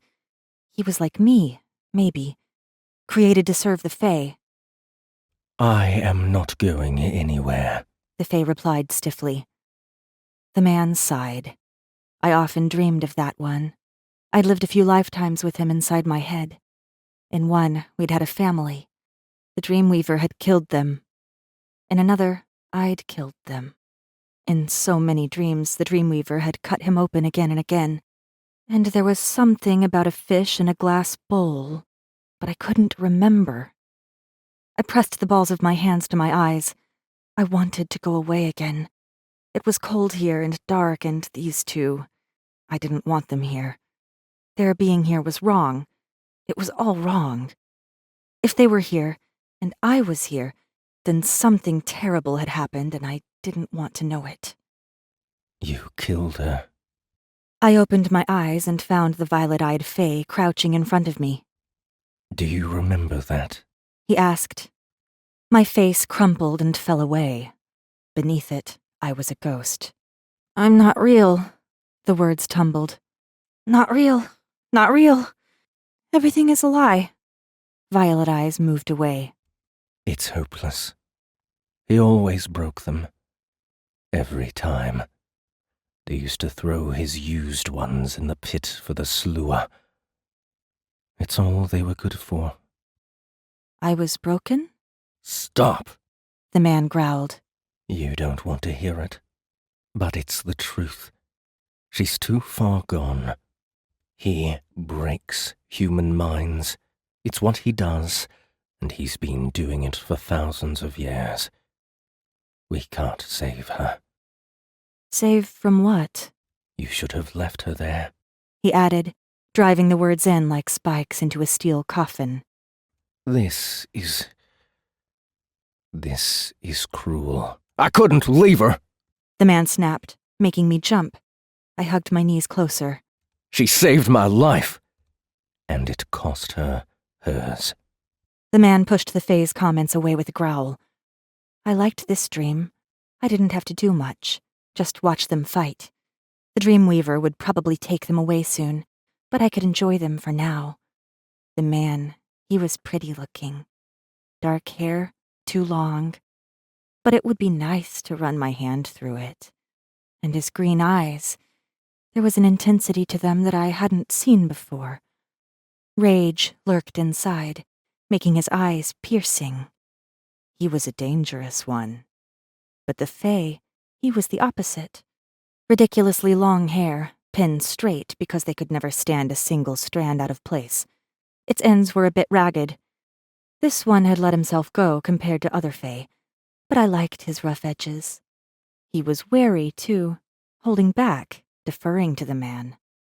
A curious pairing. She hears us, the man said, coming forward. but she doesn't believe any of it. The fae dismissed. Do you remember me? The man asked. I closed my eyes and buried my face against my knees. The Dreamweaver would take him from me, and I didn't want him to go.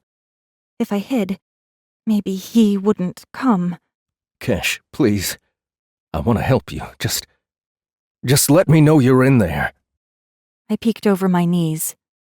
He'll find you. No, he can't find us here. You're safe. I whipped my head from side to side and touched my temple. Up here. Tears filled my eyes, making him all blurry. He's up here. No, Kesh. His hand touched mine. He's not.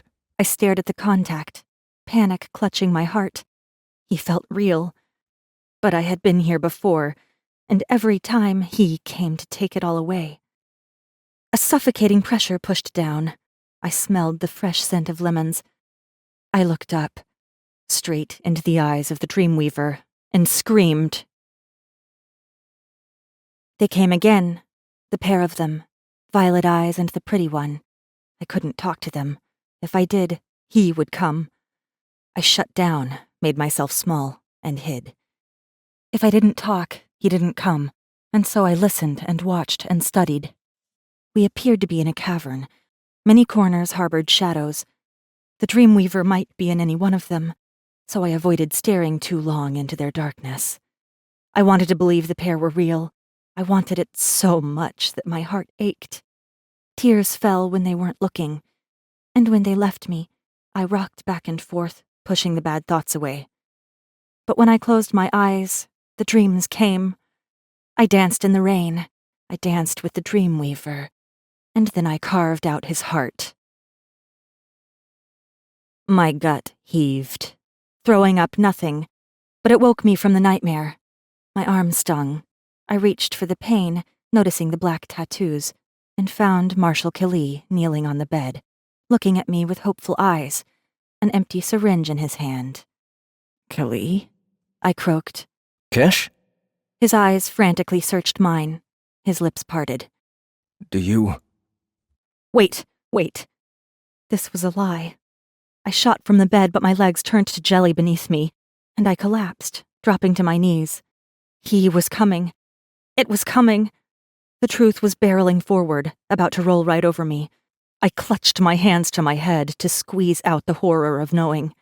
Oh, Kesh! His arms came around me, pulling me against his chest. I locked my fists into his shirt and twisted my grip, tearing the fabric. His strength and warmth were too much, too real. Please, make it stop. His chin brushed the top of my head. It's all right. We have you. He smelled masculine, like soap and something woody that made me think of Earth and the outdoors on a world far away. He smelled real, but if I opened my eyes, I'd be clutching the Dreamweaver. I couldn't stand this. I pushed him away, my eyes squeezed closed. No, don't. Kesh, please. It's me. No, it's not! An arm hooked around my neck and yanked me up and off Kesh. Another arm hooked around my waist, pulling me back against a lean, hard body. I writhed and kicked and bucked, but every twist tightened the hold. Open your eyes, Violet Eyes said. Talon. It had always been Talon beside Kesh. The Fae and the Marshal. The pair. But Talon being free didn't make sense. Nothing made sense anymore. I was surrounded by lies. I was the biggest lie of all. I sobbed and sucked in the air the useless noise had cost me. I would open my eyes. I would be in the Dreamweaver's arms. But it was okay. I knew that now. I fluttered my eyes open and blinked at Kesh. He rubbed his jaw where my heel had caught him. Hey. I blinked. breathing hard through my nose. Another blink. Still Kali. Hey. He lifted the syringe. It looks as though this helped, he said to Talon. Talon, who had me trapped in his arms. Talon, who was too much like Eladin. Saliva pooled in my mouth. Put me down! Your muscles suffered a great deal of atrophy. Put her down, Talon, Kali ordered. The Fae let me go. I hobbled away from them and fell against the wall. The wall was good. The wall was real. Okay. They were still here. Kali had given me a drug to ground me. I was here. This was the now. But for how long? I swallowed, still feeling sick, but I was upright and thinking. I looked down at myself, at the oversized white shirt someone had dressed me in, one of theirs probably. My legs poked out, knees and ankles jutting. The Fae marks were so dark against my skin that they appeared to glow. How long? I rasped. Talon glanced at Kali, a sure sign the answer would hurt. How long? I asked again. 9 months, Kali replied. Laughter threatened, tugging at my mouth. 9 months of dreaming.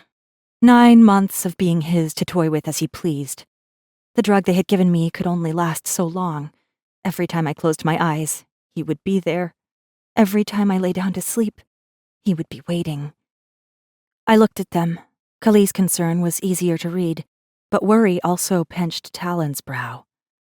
They had brought me back. Why? Dozens of questions surfaced, but I didn't ask them. Not yet. Can I have some time alone? Talon tensed. I don't think that's wise. I don't care what you think, Faye, I snarled. He flinched, and I might have regretted the words if I'd had the energy. I owed him and Kali a debt, but the chattering insanity in my head wouldn't shut up. Go. Kali ordered. Talon's mouth set into a line. If her awareness slips... Get out! I screamed. He left, long hair swishing like a tail. I didn't mean... I reached out a hand and Kali took it, leading me back to the bed. I'm sorry. It's just... He understands. I didn't think he did, but I didn't have room in my head to feel sorry for him. I sat on the edge of the bed, cupped my hands on my thighs, and sighed. I have a million questions, but I'm not sure if I can handle the answers right now. There's only one thing you need to know. You are safe here. He was wrong, but I smiled anyway. The last time I saw you, I winced, trying to find the real memory. My mind was a soup of dreams. I think... He cut you? He would have killed me. You saved me. Do you remember? I did, and nodded. I also remembered stabbing him over and over while the Dreamweaver laughed. I swallowed the acid in my throat and looked away. The memories were slippery and difficult to hold on to. But the dreams were so real. So real I could reach out and take one. It will take time, Kali was saying. The bed moved as he stood. I didn't want to look up. It would be easier if I didn't care about anything here. Easier for when he came back and took it all away. Kali? I didn't know if Kali looked. I wasn't even sure if he was still in the room. Thank you. The door clicked closed, sealing me alone with the madness clawing at the inside of my skull. Blood welled in my hands. I plucked my nails free of my palms. That pain was real. And this room was real, and Kali was real, and I was real. Reality hurt. They were keeping me in chambers carved into rock. Occasionally, I'd hear something clunk somewhere far off, like a heavy door closing, but there were no other voices besides the ones in my head. I dry showered alone, watching my thin arms tremble and the black marks sink deeper into my skin. Skin that hung off my bones, distorting the once beautiful swirls. I had been so proud of those marks. Now I wanted to sink my nails under my skin and peel them off. Sinking my long nails into my palms instead alleviated those urges. As I exited the shower room, I discovered that one of the males had left some clothes folded at the end of the bed. Simple gray jogging pants and a black long-sleeved top. I returned to the bathroom and looked in the mirror for the first time. I was skin and bone and nothing else. I poked at my face, below my right eye. The skin barely sprang back. I hadn't been this emaciated since I'd been punished for fiercely defying an order as a child. I'd learned how to behave after that, how to please my fae masters. My eyes were sunken, my cheeks too. I was all edges and angles, and not in the striking fae way. "Shit!" I hissed. It sounded good, felt good too, forming the word around my tongue and pushing it against the top of my mouth. "Shit, shit, shit!" Then my head spun, and I had to grip the rail to keep from falling over. I probably should have lain back down, but I couldn't. I had lain and wasted away for 9 months, lost to the dreams. I would have died like that if it hadn't been for Kelly and Talon. I scratched my arms, leaving red marks behind. Pain. It was real, or as real as I could tell. I left the room and drifted, wraith-like, down a cold corridor. Lights buzzed above, flicking on as I passed under them and blinking off again behind me. Emerging around a bend, a cavern opened ahead. Normal household things were huddled around the edges. A chiller, chairs, couch, a few tables, 2 cots. A glass cage sat dead center in the middle of the cavern. Its door hung open, chained in place so it couldn't fall closed. Talon sat on the edge of a bed on the opposite side of the room. He looked up through the cage's transparent panes. Kelly wasn't here. My empty Saru heart fluttered like that silly bird trapped in its cage. Talon seemed to sense my apprehension. He looked down at the book in his hand. Kelly will be back soon. Why wasn't he in the cage? Why wasn't he locked up like he should have been? His violet eyes flicked up. I won't hurt you. I swallowed, knowing he heard the click in my throat. I needed a weapon. My hand dropped to my hip, but my whip was long gone. Wouldn't matter anyway. Without my magic, it was just a metal whip. My fingers brushed the grazes on my neck.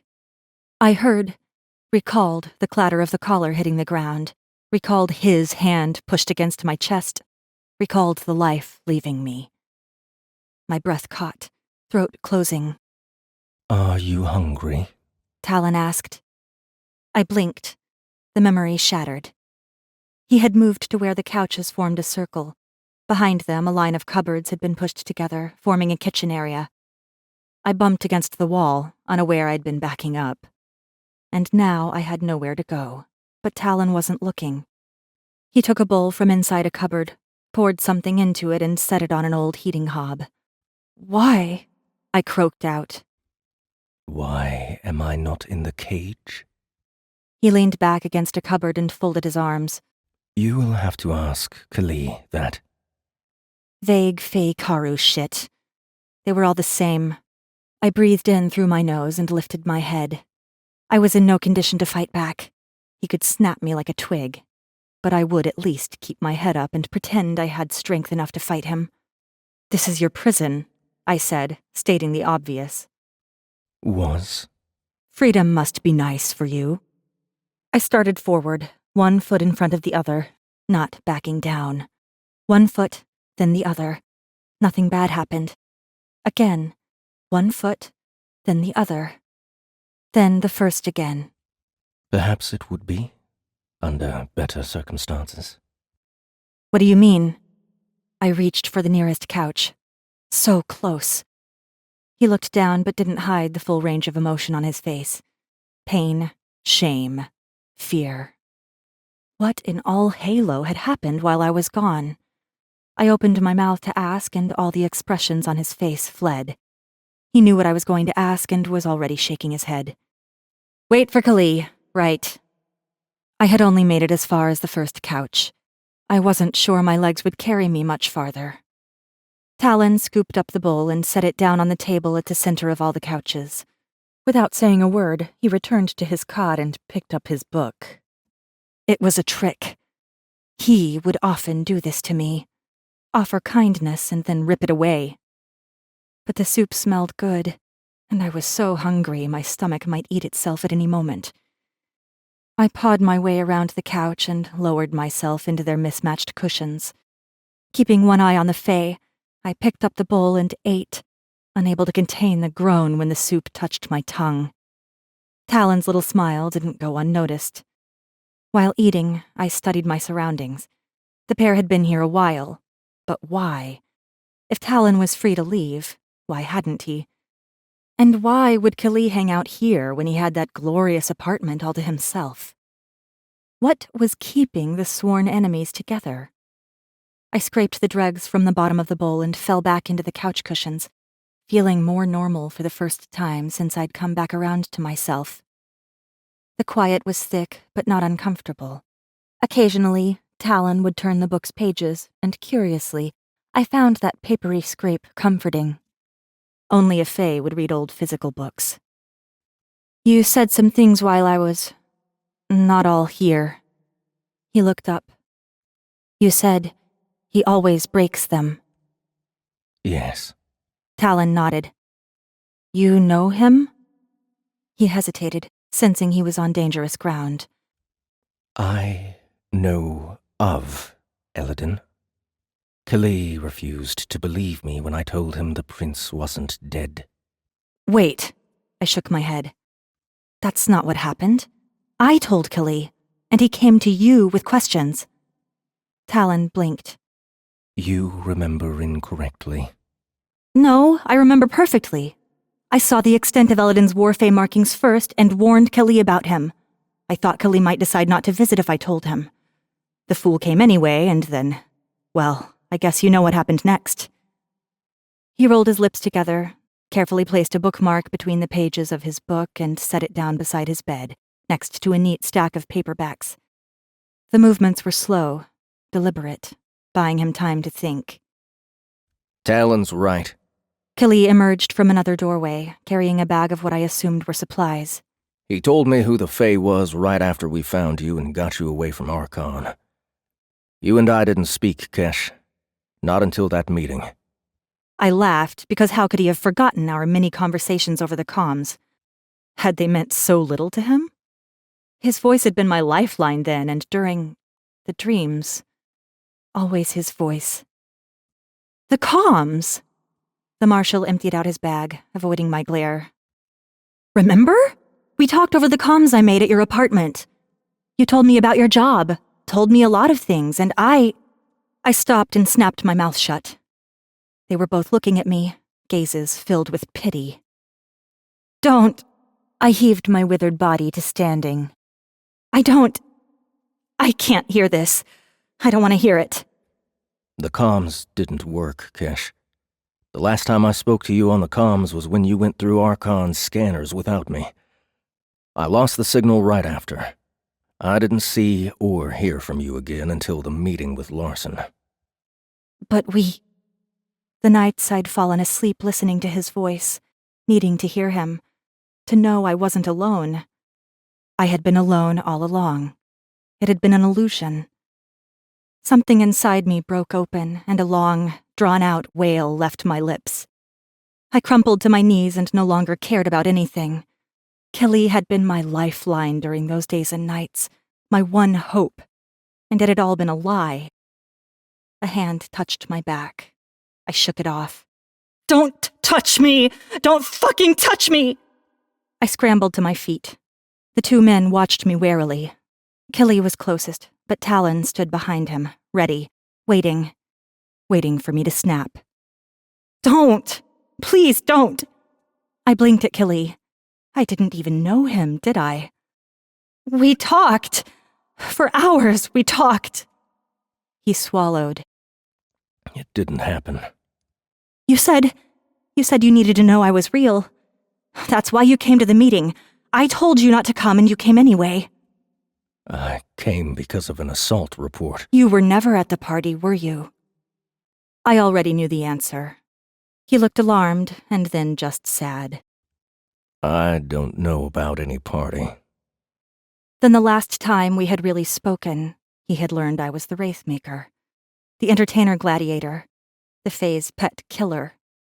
And to someone like Kali, I was abhorrent. You left me with him because I'm the Wraithmaker, didn't you? He shifted back a step and opened his mouth to speak, but nothing came out. Then why come at all? Why come to the meeting? Because I suspected he was Fae, and I knew, if he saw me, saw that I'm Vikaru, he would reveal himself. I didn't expect him to be so powerful. I twitched, words breaking on my tongue. How could I know for sure what was real? I think I want to go home now. My container was a mess, but I could go to the boot. I'd have a drink and see Julia. It was something, anything. I wanted to go back to that life, not this one I now found myself in. Talon turned away and stalked back to his book. Killy watched him go, a muscle twitching in his cheek. When he next met my gaze, he sighed. You can't. I'd hoped to tell you when you'd had time to adjust. Tell me what? A thudding started in my head, burying Kali's voice. The Fae came. His voice cracked. There's nothing left. He tried to say more, but words failed him. Turning back to his bag, he continued emptying it out. We don't have homes to go to. Eladin had opened the door. He had let his kind in. The people? I whispered, thinking about the boot and Julia and the sinks, and all those people on Calicto. So many lives. Killy shook his head. The darkness rushed in, and I heard the Dreamweaver's intoxicating laugh. This time, I laughed with him.